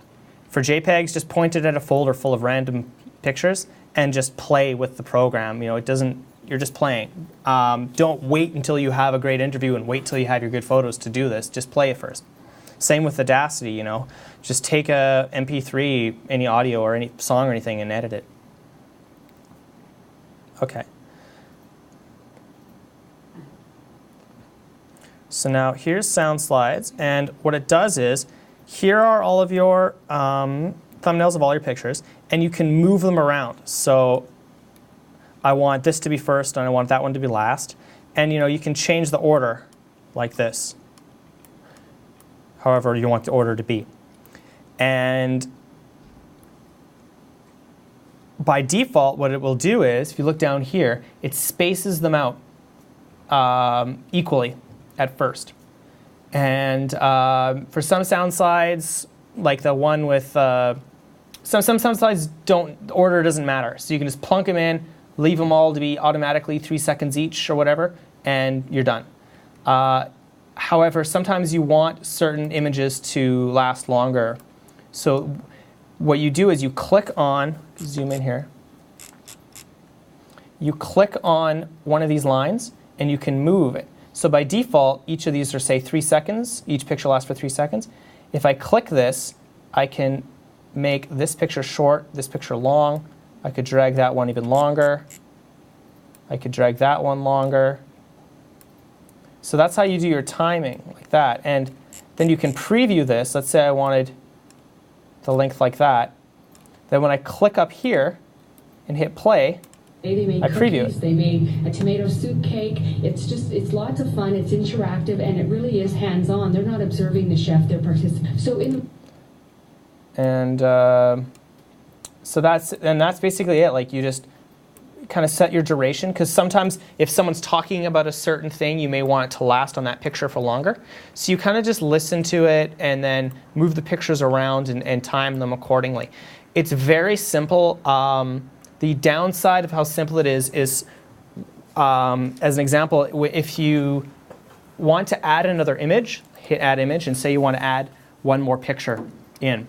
Well, when you add that in, it will kind of shove everything over, or shove a few photos over, and it can kind of mess up your timing, and you'll have to go back and readjust everything. So there's pros and cons to it. It's good to make sure you have all the pictures, like do your edit first. Put your pictures in first. Make sure these are the pictures you want. And you can take one out. If you look at them all and you realize, oh, this is way too many photos. Like, if it's only going to be 2 seconds per photo, that's probably too fast. People aren't going to have enough time to take in the photo. So you can just click on a photo, and you can drag it into the out. And the great thing about that is, if you click on the out, you can bring it back in. So if you decide you don't want it, you can bring it back in. Because this isn't too big, again, don't drag all of your photos in and then edit them that way, because there'll just be too many thumbnails. You won't be able to see them. So, important thing to remember, I wish by default it didn't do this. You have to go, there's these just different tabs here, right? The slides shows you your slides. Slide info, each photo has a caption, or you can write a caption for it. Template is how you change it if you want it to be like black on black or white on white background. This changes the way the sound slide looks. Project info. This is important to do because by default, above the player, it will just say headline here. They should really make this by default just say nothing, because a lot of people forget to do this step, and then on the website it just says headline here and it looks really bad. So just change that.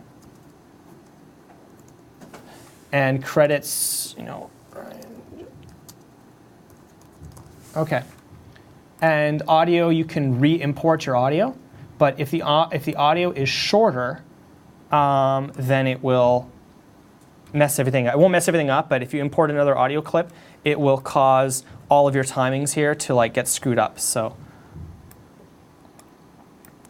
but it's not too bad. So again, I'm just kind of doing this hypothetically. We'll just kind of drag these around to how we want them, and then you can move your playhead to the beginning. Preview it. It's a culinary camp. It's called Mini. And when you know you like it, hit save, and then export. When you hit export, it puts it all together and it spits out this folder here called Publish to Web. And this folder is what you would put online. So you'd rename this to Mini Chef's Sound Slide and upload this to a website, and by default the index.html file is automatically opened, and there you go. You'd upload the whole folder in here? Well, it's a culinary. Sorry, what? You'd upload the whole folder in here? Yes, but you'd only upload this folder. Yeah, don't upload the whole folder, because then it contains all of this extra stuff you don't need. So inside of this folder, there's this index file that launches it. There's your MP3, audio high MP3, and there's the folder full of pictures that have all been resized. So it's pretty simple. Question? Can you just go over the step of how you put the audio into the Soundslides player? Yeah. It's so easy, we'll start all over. So from the beginning, you launch it, create new project. Called it, second project. Give it a name. There's 2 buttons. You can click on either one, whichever one first you want. Click on, sound. Double click on the MP3. It'll import that MP3. Then click on the JPEGs. Point it to a folder full of pictures. Hit open. So yeah, it's very simple. Soundslides is ridiculously simple to use. Which is why it's very popular. In fact, the reason the program was made, I can't remember what school, but there was some university where this teacher was teaching multimedia, but there wasn't an easy program to make these, so he wrote this program for his students to use, and then I guess realized, hey, I should sell it, and it's been very, very popular. Yeah. See, you can do this if you know Flash. You can make an audio slideshow in Flash, but you'd have to build a player and it'd be a lot of work.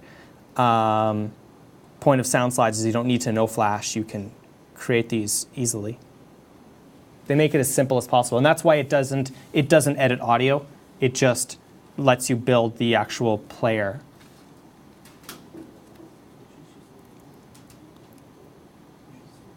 Any other questions, Jack?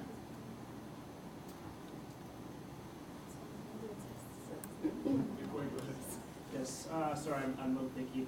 I'm really familiar with Audacity. I use it every week. Okay. But maybe just explain to everyone here how to lower the sound if you want to use ambient sound. Yeah. We'll go back. I'm going to do another. We'll break down another sound slide, and this one's going to be a little more advanced, and it'll show you more stuff about it. Do you need a break right now?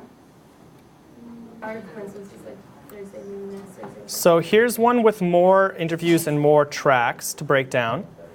I guess you want to see it. Come on.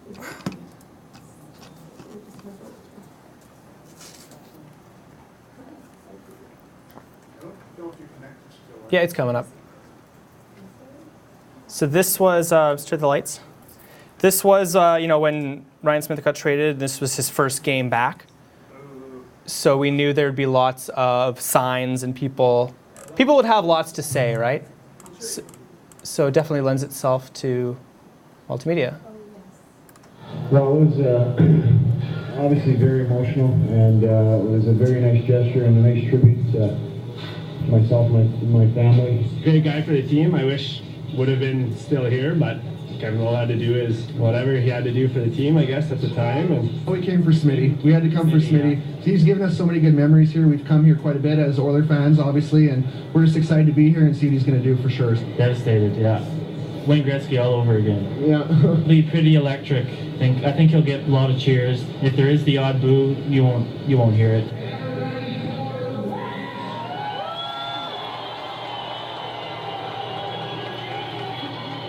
Quite an honor to come back to a city that you started your NHL career and be recognized like I was tonight. And the fans were great, and I really appreciate that.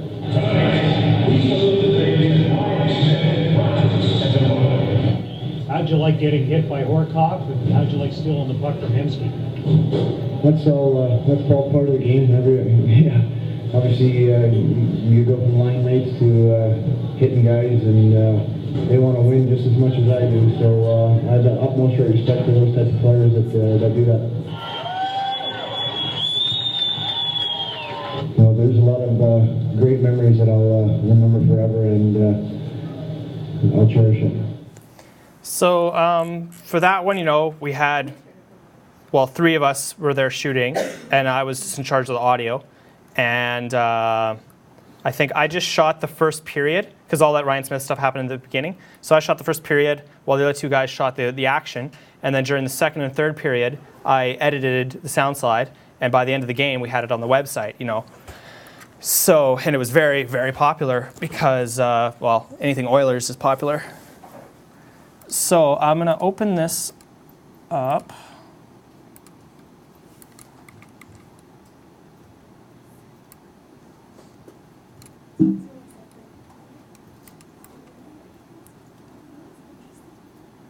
Turns. So here's all my audio files, right? And here I have my Smith Audacity project, and hopefully this works.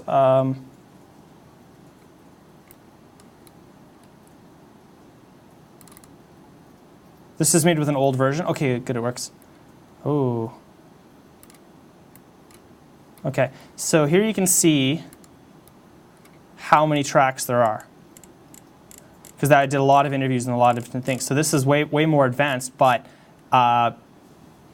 it makes it better. So let me turn this off. Quit. So starting at the beginning. Well, it was obviously very emotional, and it was a very nice gesture and a nice tribute to myself and my family. Great guy for the team, I wish. So you can see how that goes.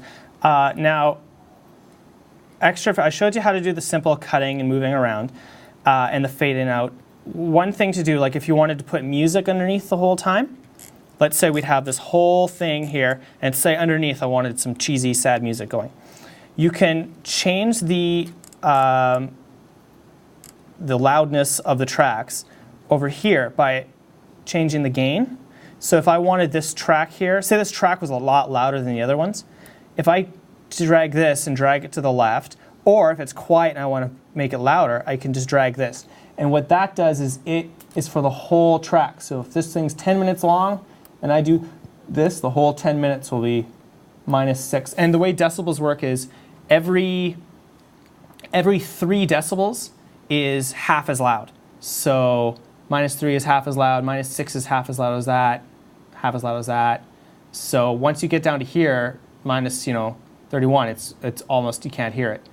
And same going this way. So that's how you turn the whole track up. But let's say there was just one portion that you wanted to make quieter. Good memories here. We've come here quite a... Well, just as an example, I'll zoom in. Let's say just this portion. He's given us... I want it to be quieter. If I drag this, it'll do the whole track. I only want this one part. That's when you use this thing here called the envelope tool. This, when you click it, see it gives these purple bars here. You can create, I guess, key points, or whatever you'd call them. If I click here, see it makes a little white dot. If I click here, there's a little white dot. And I click on the inside. And you see it makes these points movable. So now I can turn that part down, and now if we listen to it, for Smitty. He's given us so many good memories here. Like that. Same thing. Remember when I showed you, zoom out. Remember when I showed you the fade out thing? How you could select an area and go effect and then fade out. You can also manually fade out, and to do that, zoom in. Click on the envelope tool. And here, actually, you see I did fade out. So I did a manual here. So you can manually cause it to fade out like that if you want. And that just gives you way more control. So any questions about that? Or could you can also go to the effects and hit the amplify? Yeah. You can also boost, same thing. You can, if something here was really, let's say this part here is really quiet. If I wanted to make this part louder, I can do that by grab these little points down here and stretch it out to make it louder. Or I can select the area that's quiet, go Effect, Amplify, and put in the amount I want it. And here it says Allow Clipping. Clipping is, see how these little like peaks and troughs? When the peak hits the top and it actually goes above the top, but you can't see it. When it's way too loud, it's called clipping. And clipping is when something is so loud that it sounds like crap and you've lost data. It's like when you take a photo and it's way, way too bright. You know, like if, say you have a flash and it's too close to them and then it's all white, you can't bring that back. If a photo is underexposed, you can brighten it and it'll look bad, but at least you can see it. But if a photo's too bright, you can't bring it back. It's just pure white. And the same rules apply to audio. In fact, it's interesting, a lot of the rules, almost all of the rules for audio still apply or cross over to photo. If something's too quiet, you can make it louder, but if it's too loud, you can't bring it back. So when you go amplify, by default, it will put in a number that is as loud as it can go without clipping. If you want to push it a little farther, select this, and then you can push it. But then you see now it's way too loud. But it's not bad. But you see it's if you zoom in here, see how these lines here. So let's zoom right in more.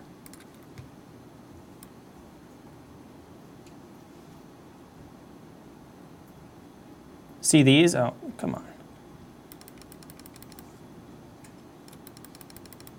See how these kind of flatten off? That's because this wave actually goes above this line, but because you can't go higher than that line, it just clips, it just loses data. So that's, you don't want that. At least it sounds bad. So any questions on, there's like way more, there's way more things you can do with Audacity, but, and I'd recommend like go on YouTube, search Audacity, there's tutorials.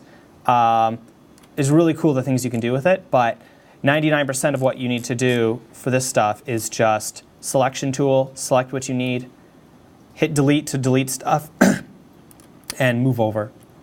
So, any other questions? Cool.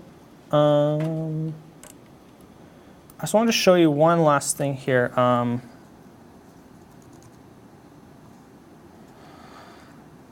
Do I even have any panoramas on here?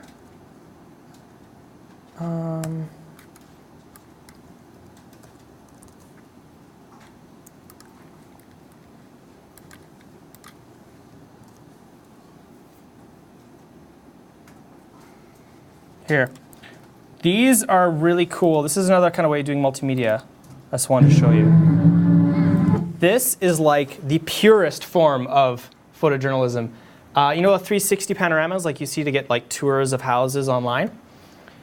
A lot of people now are starting to use them for journalism purposes, and they have such great potential because now you can have that person talking, but also put the person, put the subject there, and it's incredible.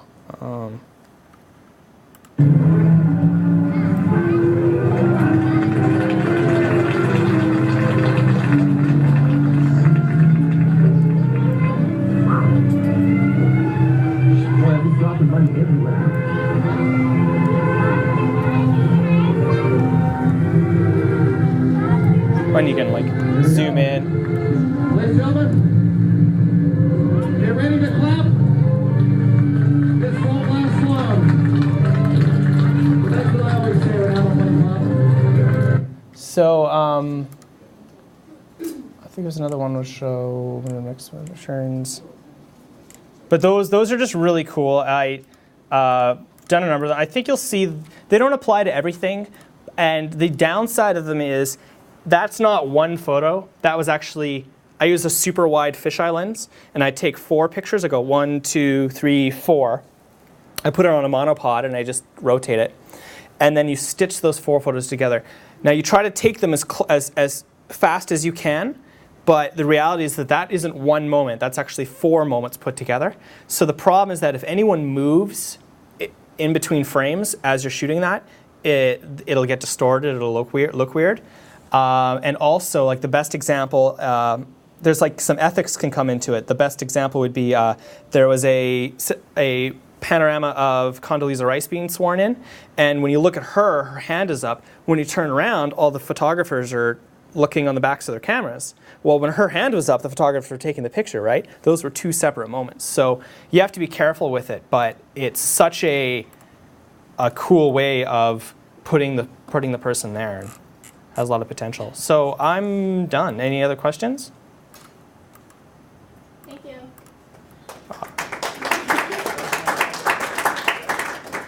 And if you have any questions, just ryanjackson.ca. RyanJackson.com is coincidentally another photographer, so go to the CA and send me an email if you have any questions or anything. Yeah, if you have any questions, like I don't know how to do this, just send me an email. I help lots of people.